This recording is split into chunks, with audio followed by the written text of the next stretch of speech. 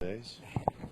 Can you talk a little bit about Damian Swan? It was last year in against Nebraska. They Right. kind of a breakout game, especially He after did. the SEC championship game. And then I would say this hadn't been a great season for him, but that may Right. not be a fair assessment.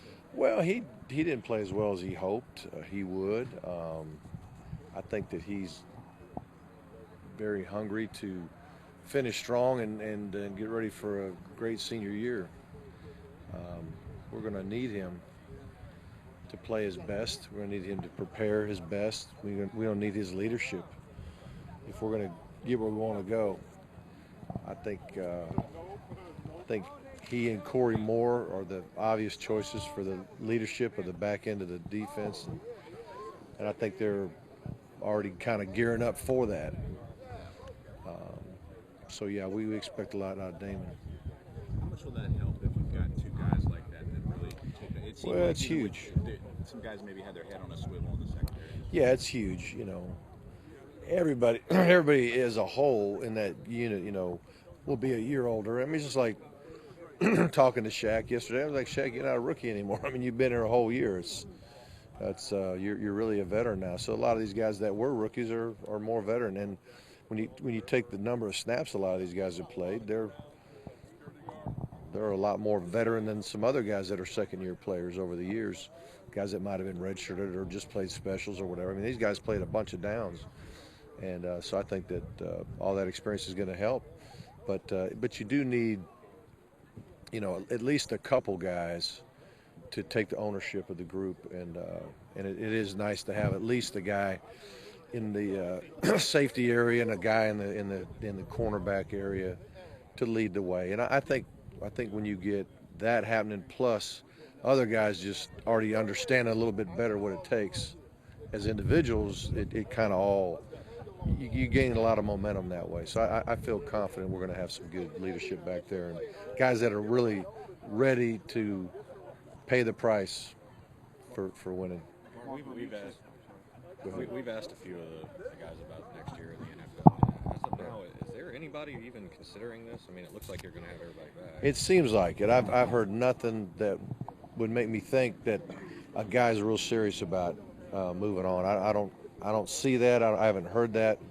No one has told me that direct, and any individual hasn't told me that's what he's planning on doing. And and you always kind of talk to some of the other guys and just kind of hear what the word on the street is, so to speak, and hadn't heard anything like. But that doesn't mean it won't happen. I mean, it's happened before where you kind of get surprised by somebody. But if somebody did go, I'd be surprised. What is the challenge of the secondary in a game like this and a team like Right. this, an offensive team like this? Yeah. Oh yeah. Well, there's enough QB run where you got to be able to tackle people out in space, and they're a really good running football team. I mean, Abdullah's a great back. Guy's got 14, 15, 1,600 yards just this year. And just watching this film, like I was telling these guys yesterday, you can't knock down a good back. You got to tackle him. You got to wrap him up. I mean, that's why we're tackling yesterday and tackling again today, is to just get the sensation of wrapping a guy up and getting him on the ground. And so if they have success running the ball, then there's going to be an awful lot of man coverage out there, or at least some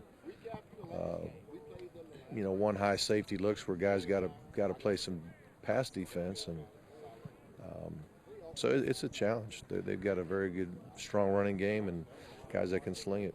Mark, when you have a kind of a quick tailback like Abdullah, and then practicing against a guy like Gurley, who's a little bit different style runner, does that make it more difficult to prepare? Is it kind of the same deal? Well, They're both good tailbacks. Well, they are both good tailbacks, and we've got other guys that get reps, especially against our number one defense. Like Gurley's not running many reps at all. I don't know if he gets any reps at all versus our number one defense. If he's running at all in our competitive stuff, it's against the number two defense, and we got some of our other backs, that are, like Brandon Harton's a guy who's not real big, very quick for us, very fast. He's similar to Abdullah in stature and quickness and things like that, so I think that'll be helpful. Oh, he did? Okay, well, good. I'm glad. I think it would help Ramik. I think it would help Georgia. I think Ramik had a tremendous year, but I think he knows that he can get better, and I think it's a good sign for Georgia. Mark, if you guys hadn't had the experiences with all the close games before, do you think the Georgia Tech comeback might not have happened? Oh, there's a good chance it wouldn't, because it's especially with the, a first-time starter at quarterback and all that kind of thing. It's not easy to kind of stay the course when things are looking bad. But we, of course, the Auburn game, we didn't win the game, but we were down 20 in the fourth and cut the margin. We actually took the lead, obviously, and so when you could do that against Auburn, you feel like you got a chance to do it against anybody, and so that was definitely helpful. Auburn was at Auburn. We're at Georgia Tech. Guys, there's nobody panicking, no one giving up hope, and that's what you got to have. Mark, did Chris Conley get banged up yesterday? Yeah, he sprained his ankle. I think it was the same ankle that he had sprained earlier, and he won't practice today. We're hopeful that he'll be able to come around. Chris is very, very tough and can play through a little pain, and I think even if he's 80-85%, I think he'd play and play well. You're not ruling him out then? I'm sorry? So you're not ruling him out then, I guess, basically. I didn't. You're not ruling him out of the game? No, we're not at all. Not right now. But he will not. He's just running a route and competing for a ball. You guys have struggled a little bit with takeaways this year. With what? Yeah. Oh, yeah. Is there anything you were able to pinpoint over the course of the regular season, something you can change or hope is different for Morgan? I don't know. We really hadn't done a whole lot different as far as our ball security drills and our ball disruption drills and our I can't sit here and say there's a lot of balls that hit our hands that we should have picked. I can't sit there and say, hey, we dropped a bunch of picks. You got to get teams in a situation where they got to throw the ball, and then you got to put enough pressure on the guy where he most interceptions are errant passes. Rarely do you see just a phenomenal pick. You usually see a guy getting hit as he throws, or a guy getting pressured, he throws it up for grabs, and a guy sitting there and collects it. And so we got to make sure we put pressure on the quarterback and get teams uncomfortable enough to where they got to take some chances too. Not that you would make excuses, but have you reflected on how good the offenses that you guys have faced this year really were? Well, there's some good offenses, no doubt. I think this year, in our league especially, it was more of an offensive league than it has been in a while. The defenses struggled a little bit more than usual as a whole. And but yeah, we played some pretty good offensive teams.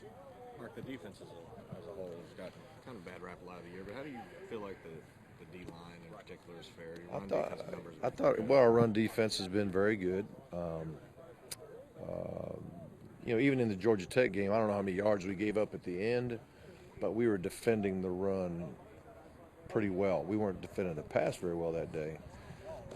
But even as we're down 20, and if they're just kind of running their thing offensively as far as their run game, and we had no answers for it at all, I would have been really concerned about trying to come back and win it.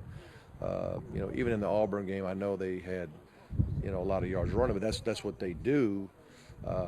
But we were. It wasn't like we're giving up a bunch of big runs. They were getting 3 and then 6 and then 4 and then 2 and then it was like we weren't dominating by any stretch, but we were having some success, at least slowing down the run on a team that is one of the best rushing offenses in America. And then the other games we shut people down running the ball. Teams that didn't make a living doing it. So that's a good starting point.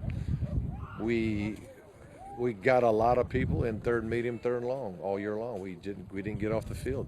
That's the biggest key for us is can we continue to get people into the third, medium, third, and long situations, and then now get those guys off the field on those possession downs. Yeah, it does, and it comes. Yeah, it does. It does with. Well, it's like anything else. I don't know if you can think of something that you learned growing up.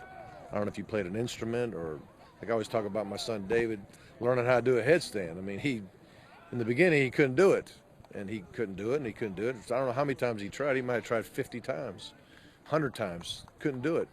Then one day he did it, and then every time after that, he could do it. I mean, you make mistakes as you go. You learn through trial and error sometimes, and it just takes experience sometimes to get used to it. How much more comfortable are you with the depth on that defensive front, though? Especially you were able to hold back a couple of guys. Yeah. We're in pretty good shape there.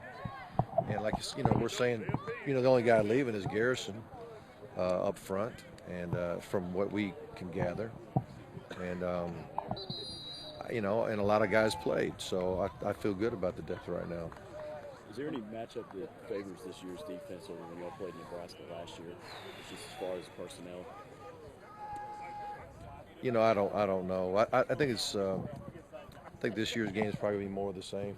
What happened a year ago, same type of game. With Richt coming back, you mentioned Garrison's the only guy. That's part of that's 10 starters coming back. That's part of the continuity that you felt was important. It is. Which is why you didn't want to blow anything up on them. Yeah. That's exactly right. I believe in these guys. Last question. One of the linebackers earlier said that he thought they didn't work hard enough over the offseason. Did you see any of that? And do you think that some of their inability to stop, like on third down, was more because they were young and didn't have as much experience? And how big? Well, I'm not sure who quoted it or who said it, and what was it? Jordan who?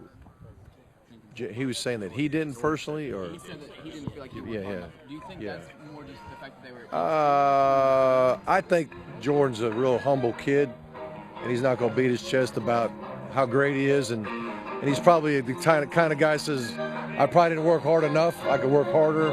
Type of guy. It's probably the same thing Murray would say, and he's the hardest worker we got. So I don't think that was an issue there. But there's probably some other younger, inexperienced guys that have never been through an off season with us or a summer with us. That, yes, sir. So you think this game is a big stepping